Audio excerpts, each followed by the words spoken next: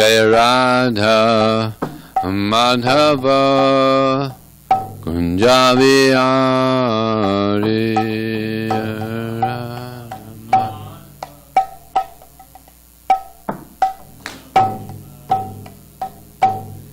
Jaya Radha Madhava Kunja Vihari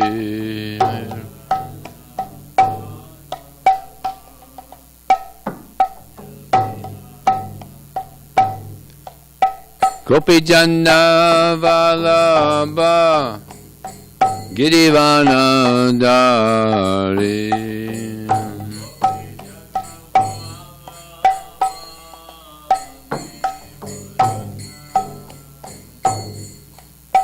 Gopi Jana Vallabha Girivanadari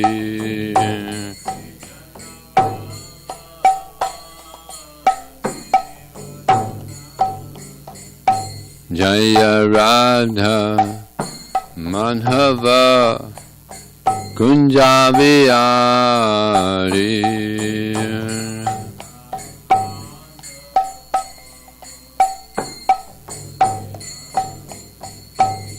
Jaya Radha Madhava Kunja Vihari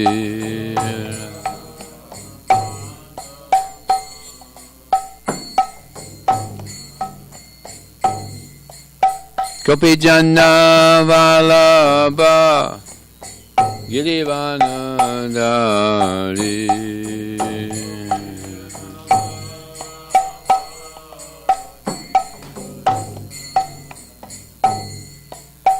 Gopi Jana Vallabha Girivanadari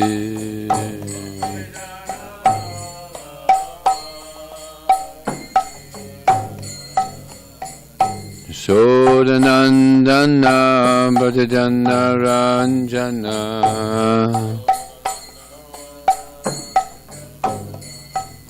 Jasodanandana Brajajana Ranjana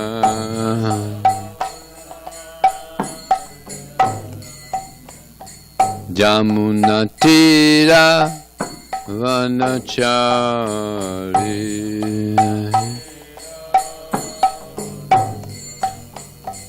Yamunatira Vanachari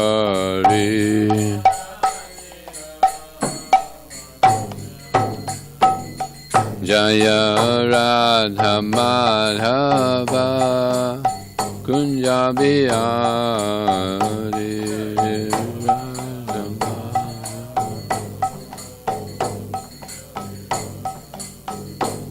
Jaya Radha Madhava Kunja Vihari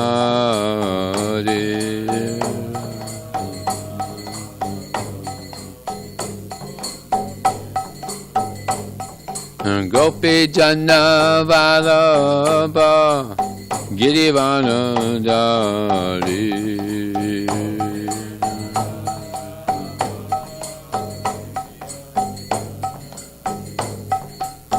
Gopi Jana Vallabha Girivanadari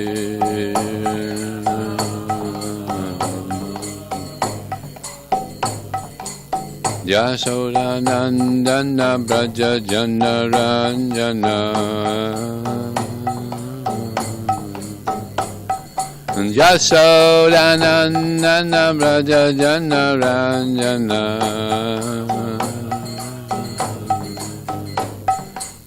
Jamunatira Vanachari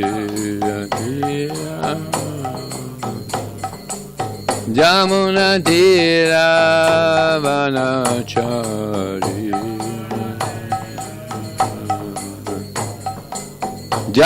Jamunatira Vanachari Jamunatira Vanachari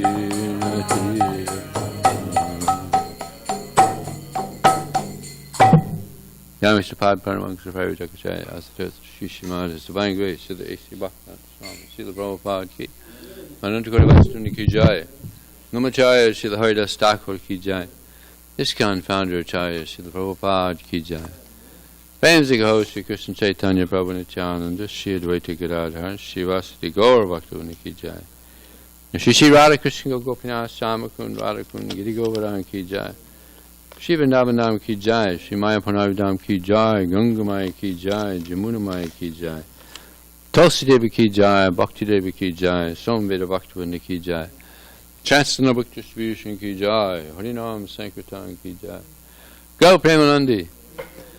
How glorious some devotees, how glorious some devotees, how glorious some devotees, how glorious Shri Guru and Sri Gauranga.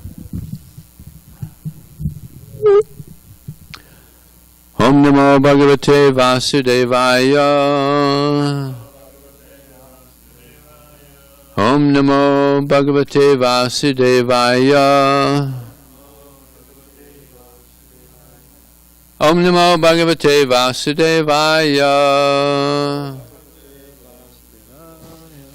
Reading from the srimadbhagavatam, Canto 4, Chapter 23. Maharaj Prithu is going back home, back to Godhead.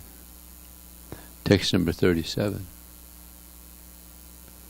Muktanya Sango Bhagavati Amalang Bhaktim Udvahan Vainyasya Charitang Punyang Sunujyat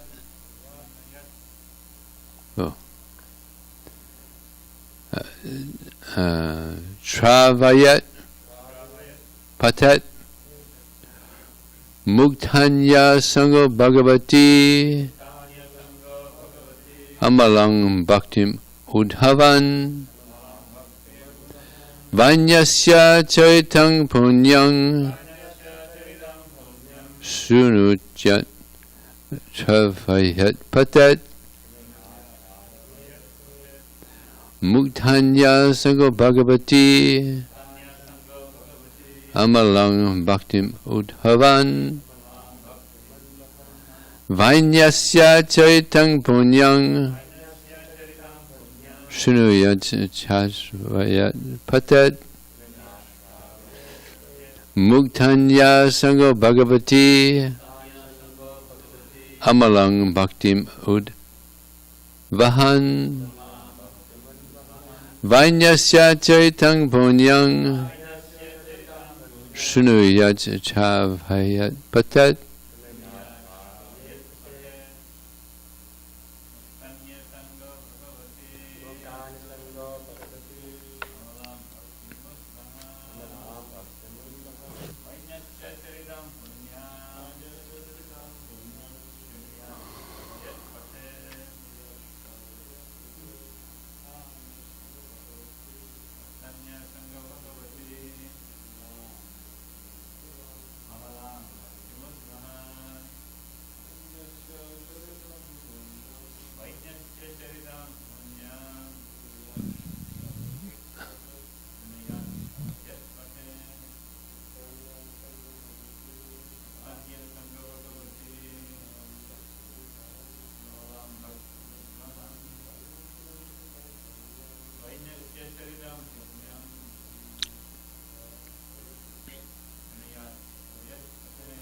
Mukta Anya Sangha, being freed from all material contamination. Bhagavati, unto the Supreme Personality of Godhead. Amalam, unalloyed. Bhaktim, devotional service. Udvahan, carrying out. Vainyasya, of the son of Maharaj Vaina. Charitam, character. Punyam, pious. Shunuyat, must hear. Shravayat, must induce others to hear. Patat, and go on reading. translation and purport by His Divine Grace. Srila Prabhupada ki jai. A pure devotee who is executing the different processes of devotional service may be situated in the transcendental position, being completely absorbed in Krishna consciousness, but even he, while discharging devotional service, must hear, read, and induce others to hear about the character and life of Prithu Maharaj. Purport. There is a type of neophyte devotee who is very anxious to hear about the pastimes of the Lord, especially the Rasa Lila chapters of the Srimad Bhagavatam. Such a devotee should know by this instruction that the pastimes of Prithu Maharaj are non-different from the pastimes of the Supreme Personality of Godhead. An ideal king, Prithu Maharaj, exhibited all talents in showing how to rule the citizens, how to educate them, how to develop the state economically, how to fight enemies, how to perform great sacrifices, yagyas, etc.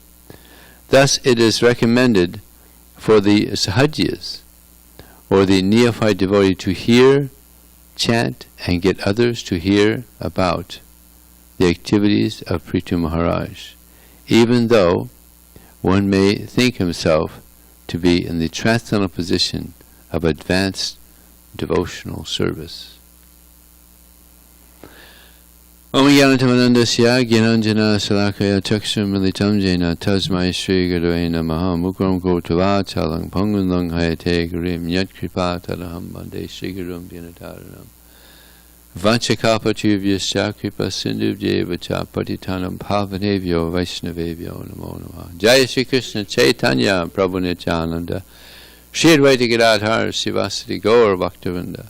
Hare Krishna, Krishna Krishna, Hare Hare, Hare Ram, Ram Ram, Hare Hare. It's interesting that even though one may be on the transcendental level, still it's stated here that one should continue hearing the glories of Maharaj Prithu. In our society, sometimes we've seen that devotees, they read books other than books that have been given to us by Srila Prabhupada. And I've seen that devotees that do this, they kind of go off the track, that Srila Prabhupada has kind of set up. There's one place Prabhupada said that actually we only need to read 4 books. Bhagavad Gita, Srimad Bhagavatam, Chaitanya Charitamrita, Nectar Devotion. It's all there. And all these books are ever fresh. You just go on. One purport Prabhupada says you can go on reading the Bhagavad Gita, Srimad Bhagavatam, thousands of times, and each time you read it, you get new insight in the subject matter. So these literatures, they don't get old, so we can just carry on throughout our life just reading these books. And if we could even understand, one verse, we're doing real good. We can just read and read and read, but just to understand the depthness of this literature, it's not easy. So we're very fortunate to have this knowledge, and we should take advantage. There's one place, Prabhupada was visiting Mexico, and he told the devotees that you should have classes, Srimad Bhagavatam, Bhagavad Gita, Chaitanya Charitamrita, Nectar Devotion. Throughout the day you should be having courses, like in school. You study one book, and then you have a 15-minute break, and you go and study another, like in school. He was so much into these books being studied, and he himself would read his own books. And the devotee said, "Well, Prabhupada, you're reading your own books." What did Prabhupada say? "I have not written these books. This is written by Krishna." He said, "I was just dictating." So here it's mentioned that sometimes people would go right to the Rasalila of the Srimad Bhagavatam. This is a common thing that is there in India, that they take this Rasalila, or these intimate pastimes of Krishna, cheaply. You go right up there. There's one instance where Srila Bhaktisiddhanta Saraswati Thakur, he was visiting Vrindavan. This is his first visit to Vrindavan, and he was already famous as a well-known guru. So the residents of Vrindavan, the Sahajis, they, oh, now we're going to hear some nectar. Yeah. They gathered to hear him speak. Anybody remember what he spoke from? I think it was Isopanishad. So they're sitting there, and he's reading from the Isopanishad, and they're like, Isopanishad. So one by one, they all got up and left. They were hoping to hear some real nectar. And this is the real nectar, that's mentioned here. It's non-different. Just to hear about the pastimes of Prithu Maharaj is non-different than hearing the Rasalila, because it's all in relation to Krishna. Yeah. So this Sahajiya tendency, it also entered into our ISKCON society. There was a group called the Gopi Baba Club when Prabhupada was still here. So he went to Los Angeles, and his servants said, Prabhupada, there's a group called the Gopi Baba Club, and they kind of looked down on the Bhagavad Gita. And Prabhupada said, call them. He called them. Oh, Prabhupada was so angry. Hridayananda Maharaj was there when Prabhupada was speaking to these people. And he was so angry, his lips were quivering. You know, when you get real angry, your lips kind of... So Prabhupada was so upset. You're jumping ahead like this, you know, putting down Bhagavad Gita. You know, who you think you are, just really heavy. So he just smashed the Gopi Baba Club. And some of the, you know, it consisted of women and men, and later some of these, they kind of got together, you know, girls and boys. You know, so it became really mundane. Yeah. So, we had to be careful. If we just read Prabhupada's books, then we'll be very safe. But in Kali Yuga, it's just such a degraded age. I remember I was giving Bhagavatam class in Ujjain. I'm giving class, and this person walks in, peacock feather in his head, blue, golden garments. Yeah, he thought he was Krishna, you know. Yeah, pretty good imitation. But I was like, oh God, could have been Krishna. So this is actually, Prabhupada said, this is the most sinful thing a person can do, is try to imitate Krishna. And when Krishna was on the planet, who was it that tried to imitate Krishna? Paundraka sent a letter to Krishna, messenger. And, who do you think you are? I'm the real Vasudeva, and you have to give up all your insignias, you have to your weapons and all that. And if you don't accept, then be ready for battle. He got a good laugh. Everyone in the assembly got a good laugh over that. And then sure enough, they went to battle, and he had all these the weapons, the flour and everything, like paper mache. You know, must look quite funny. So Krishna gave him the Sudarshan Chakra. That was his. That's what he gave to him. So he cut off his head.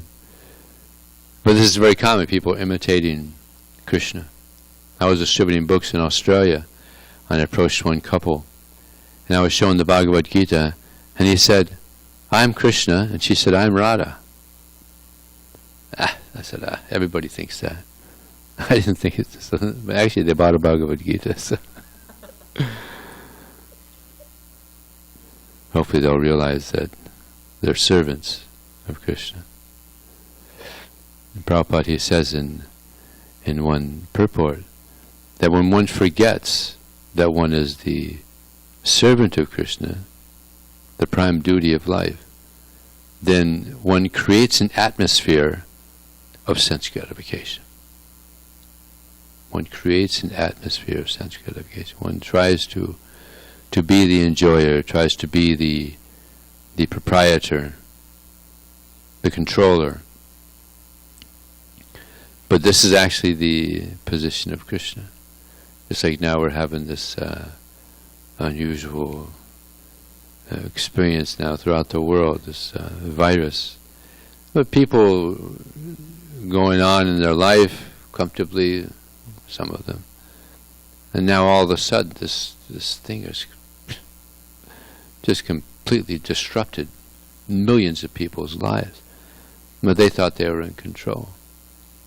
Yeah. They thought they were in control. No. We're little controllers, but there's a Parameshwara, supreme controller. So we never know what's going to happen.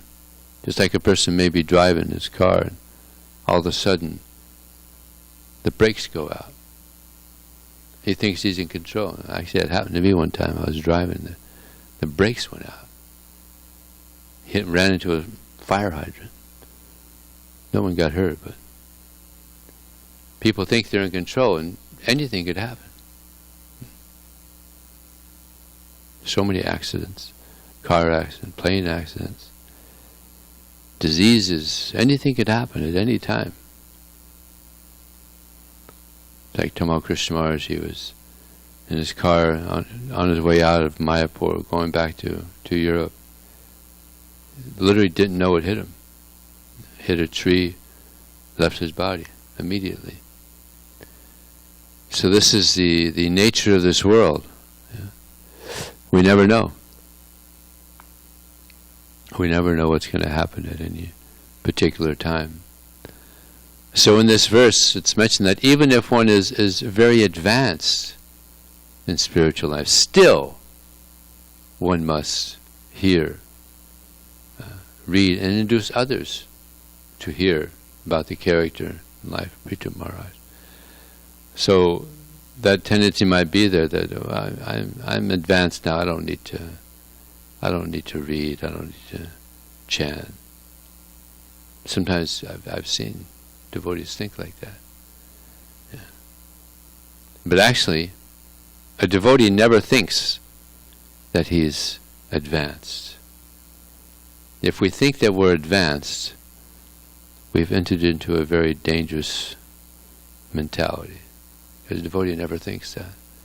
Like Krishna Das Kaviraj, he thought himself to be lower than a worm in stool. Anybody chants his name loses all pious credit. Thought himself very fallen, but he was one of the most exalted devotees on the planet at the time. Such a great devotee, but just thought himself to be insignificant. Prabhupada was in Europe somewhere. There was an outside program, and Prabhupada was speaking about the first class, second class, third class, fourth class, Brahmana, Kshatriya, Vaishya, Sudra. And after the class, after he spoke, one person, kind of like in a challenging way, said, "So which class are you in?" And Prabhupada said, "I'm fifth class, because I'm servant of all." So this is a devotee. He thinks, I'm a servant. This is my position. And this is a reality. We're all servants of Krishna. And the more we remember this, the more we are safe on this path of bhakti But if we start thinking that we're very advanced, that's dangerous. Yeah. So how could, just like, some devotees have been in the movement for 50 years, they're doing nicely, so how do you avoid, and so much respect is given to you, so much respect is given. So how to avoid that? Or one is thinking that I'm an advanced devotee. It comes from simply hearing nicely. Especially if we hear the holy name nicely, we'll always understand I'm so small and Krishna is so great. It's all in the holy name, as Bhaktivinoda Thakur said, that there's nothing but the holy name in all the 14 worlds. So it's all about hearing nicely. And if we read Prabhupada's books nicely, then we realize how small I am, because the greatness, just like here we're hearing about the greatness of Prithu Maharaj. We understand how great he is, then we understand how small we are. Yeah. So this hearing is so important. From hearing comes understanding. So Prithu Maharaj, he's one of our heroes. Yeah. So many heroes in our culture. Just like Rantidev. He lived millions of years ago and he's still famous. Now because of Prabhupada, he's famous around the world. Rantidev. Such a great king. He was so selfless and so austere. It's described that one time he went on a fast for 48 days. Him and his family. They were going to break the fast. And a Brahmana came and said, "Oh king, I'm hungry, please. Can you feed me?" So he gave a portion of the food. Then he and his family were going to eat again, and a Sudra came. "Oh king, please, I'm hungry, please, can you feed me?" He gave a portion to him. And then some guest came with dogs. "Oh king, please, can you feed me?" He gave the remainder to them. And then he was just going to take some water. And some Chandala came in. "Oh, king, I'm feeling thirsty, please, can you give me something to drink?" Yes, please. So then he chanted this verse, which is described that it's in the Bhagavatam, this nectarian verse. Arting prapadye kiladeha bhajam antastatayena bhavantu dukkha. He said, I don't want the 8 mystic perfections. I don't want liberation. I don't want to go to heaven. All I want is to be out amongst all living entities, suffering all kinds of inconveniences on their behalf, so they can become free of their suffering. So this is King Rantidev. And it turns out that all these personalities that came, they were all demigods. Lord Brahma, Lord Shiva, other demigods.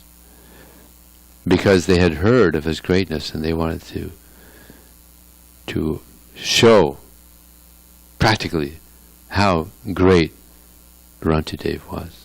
And everybody saw the greatness. He's so selfless. So selfless. Rantidev. So this is the nature of a devotee. A devotee is selfless. It's like, Prabhupada, he left India at 70, so was 69. And when he arrived, he was 70, he had his parents' day in the ocean there. But people are retiring at that age. But Prabhupada was so selfless. He had this mood, the people are suffering. Bhaktisiddhanta Saraswati Thakur had that mood. People are suffering. So they need this knowledge by which they can come out of this suffering condition of material life and enter into spiritual life. This is actually the pleasure of the soul, is to serve Krishna, not just to serve this bag, this machine but to serve Krishna. This is what is satisfying to the soul. And what makes the soul very attractive. Just like Srila Prabhupada, he was, like I said, he's so elderly, but there's thousands and thousands and thousands of pictures of Prabhupada. Beautiful pictures of Prabhupada. Now generally old people aren't very attractive, right? But he was so attractive. Yeah. He actually glowed, because of his spiritual advancement. So why is that? Because of his spiritual advancement. He was so attractive. Yeah. Beautiful. Because of the qualities. Actually, this is what captured the hearts of so many devotees. He had such pure qualities. And there's 26 qualities of a Vaishnava which make a person very attractive. On the other hand, someone may be very attractive materially, very beautiful, but if they don't have good qualities, then it doesn't take long before someone sees, actually, this person is not very attractive. Because the lack of good qualities. So, by this process of bhakti, these qualities of a Vaishnava gradually manifest. And this is what pleases Krishna. It's the qualities of a Vaishnava that attracts Krishna.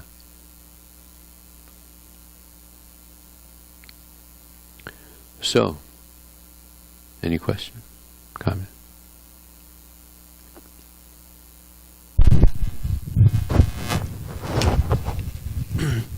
This just came to mind. I've wondered about this. Maybe you have some thoughts on this. Of course, if people dress up as Krishna, even paint their bodies blue for the sake of a play or for the sake of a video or something, Prabhupada saw that, approved of it.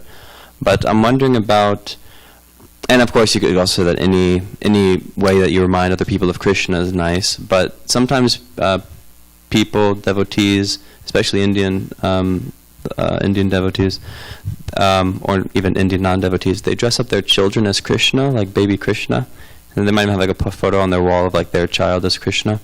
And I'm just wondering, I kind of have like mixed thoughts on it. I'm not sure if that's like approved of, or if that's, because to me it seems almost kind of a little weird, like a little, but I'm not sure what to think of it. I don't have any source telling me that's inappropriate, but I do see that a lot. And if you look up baby Krishna online, you'll find all these pictures of just Indian babies dressed up as Krishna. Do you have any thoughts on that? If not, it's fine. If not, it's fine. I'm just curious. Actually, there was in Los Angeles, there was a drama, and one of the devotees, he dressed up as Krishna, and one of the ladies dressed up as Radharani. And when Prabhupada saw them, he offered respect. You know that pastime? Yeah. Prabhupada offered respect. But then this person, this devotee who was dressed up as Krishna, he was accepting so much worship from the devotees, and he was kind of like,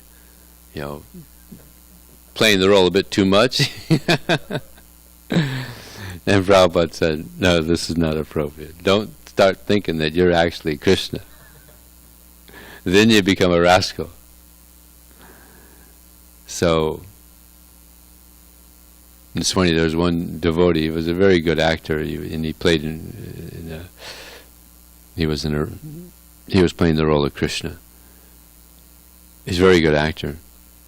And after the play, one little child came up to this devotee and said, "Can you fly?"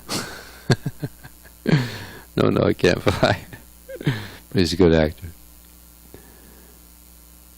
So yeah, one has to be careful when doing these dramas. And the parents also, I know one family where the father was actually thinking that his son was Krishna. He was actually thinking that his son was Krishna. So sometimes it goes, and he wasn't even in any drama. He was just thinking, he's such a great boy. He must be Krishna. So, how do we know who was actually Krishna? How do we know?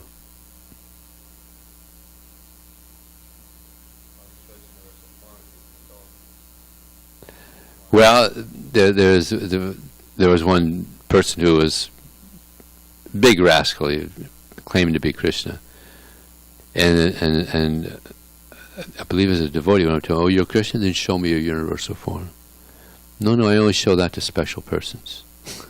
Just like Arjuna only got, not everybody can see the universal form. So how do we know? Shastra. It's described in Shastra who the incarnations of Krishna are. Just like if someone didn't have this Shastric reference, this understanding, someone may think that person Ujjain, he looked pretty good. He looked like a pretty good imitation of Krishna. But we know he was a rascal because it's not in the Shastra. In Shastra it said when Krishna's going to come, when Buddha's going to come, when Lord Chaitanya's going to come, when Ram, everything is there. When Kalki is going to come, it's all described. So this way we know, and we don't get cheated. So many so-called incarnations of Krishna have come even within our lifetime. Like Prabhupada said, that so many countries they're exporting. India is also exporting. Every couple months there's another incarnation of Krishna being exported. So many. There was one that very, very popular so-called incarnation of Krishna, and some guy came up and put a pie in his face. Now he was actually Krishna. He was hungry. Of course, he had his bodyguards there, and he beat up the guy. But still, Krishna's not going to allow that. There's so much cheating is going on. The cheaters and the cheated. And there's actually one instance where Prabhupada was in his room in New York City, and one person came to Prabhupada. Back then he could just walk in. He sat before Prabhupada. And he said to Prabhupada, "I'm God."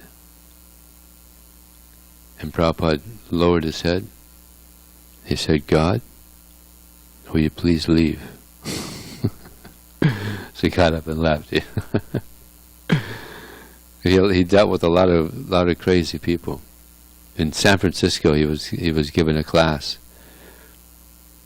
and there were so many people challenging Prabhupada, because that was the beginning of the hippie movement. Question all authority. Challenge. Everything was a challenge, questioning. So one lady, she was in the back of the room. She started screaming at Prabhupada. "What are you going to do now? What are you going to do now?" It's I think in Leelamrita. Just screaming like that. Prabhupada lowered his head, and he said very softly, "This is the darkest in the darkness." And just a couple of devotees in the front could hear Prabhupada say that. This is the darkest in the darkness. People were just so bewildered, taking drugs, just completely out of it. So these are the people that Prabhupada was dealing with. They were in the temple room there chanting japa, and one person came in, and he just started acting crazy. He was on LSD, and devotees wouldn't do anything, just shouting and just doing all kinds of crazy things, but everybody just let him do his thing, and then eventually he left. And Prabhupada said to Mukunda afterwards, he said, if that happened in New York, Brahmananda would have taken him in a second. And the Mukunda explained to him, Prabhupada, these are called acid saints. They were like saintly because they were absorbed in drugs, and they had really weird time of the in America. So if we would have, he said, if we would have done anything, we would have gotten a bad name in the whole neighborhood. You can't say anything to these people, because they're, what was it? You remember the exact, not acid head saints, but something like that. I forgot exactly. But anyway, there were people that are high on drugs. They were considered to be respected saints. So